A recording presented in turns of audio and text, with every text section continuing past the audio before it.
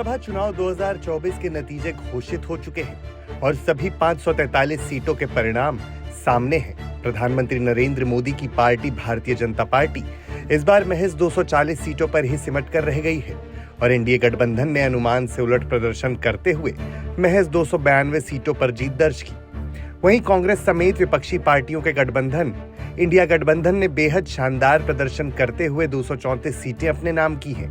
भाजपा और India block के प्रदर्शन की विदेशी अखबारों में भी खूब चर्चा है और कहा जा रहा है कि मोदी को हार की परछाई में लिपटी हुई जीत मिली है। विदेशी अखबारों में फैजाबाद की सीट का भी जोर शोर से जिक्र है, जहां अयोध्या में राम मंदिर बनवाने और उद्घाटन के बाद भी बीजेपी उम्मीदवार को समाजवादी पार्टी उम्मीदवार से हार का सामना करना पड़ा। रिपोर्ट में लिखा गया कि पार्टी के दिग्गज रक्षा मंत्री राजनाथ सिंह और गृह मंत्री अमित शाह के साथ जब मोदी आखिरकार मंच पर आए तो उनका उदास होकर बोलना बहुत कुछ कह रहा था।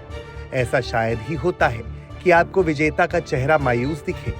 वहीं पाकिस्तान का ये अखबार आगे लिखता है, विडंबना ये है कि बीजेपी उम्मीदवार अयोध्या से हार गया, जो बताता है कि हिंदू कार्ड उस तरह से नहीं चला जैसा कि एनडीए ने सोचा था। चीन भी लगातार चुनाव के नतीजों को लेकर चर्चा कर रहा है। अखबार ने अपनी रिपोर्ट में मोदी की कमजोर सरकार की भविष्य की आर्थिक नीतियों पर फोकस रखा है कि मोदी के तीसरे कार्यकाल में आर्थिक बदलाव एक मुश्किल काम रहने वाला है।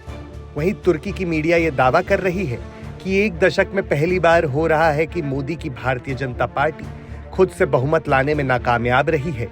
इसका मतलब है कि पार्टी को सरकार बनाने के लिए अपने सहयोगी दलों पर निर्भर रहना होगा। वहीं कतर ने चुनाव के नतीजों को लेकर बीजेपी की रणनीति पर ही सवाल खड़े किए हैं।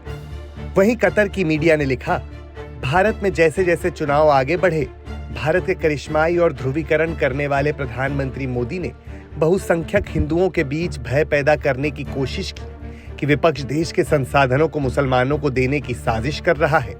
अमेरिका की तरफ से भी चुनाव के नतीजों पर प्रतिक्रियाएं सामने आई हैं।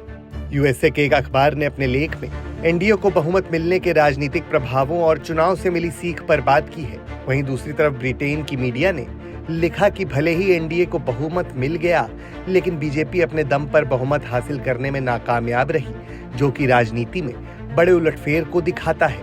वहीं ब्रिटेन के समाचार एजेंसी ने अपनी एक रिपोर्ट को शीर्षक दिया, एक दशक तक हंसी का पात्र बने भारत के राहुल गांधी ने मोदी की रथ यात्रा को धीमा कर दिया।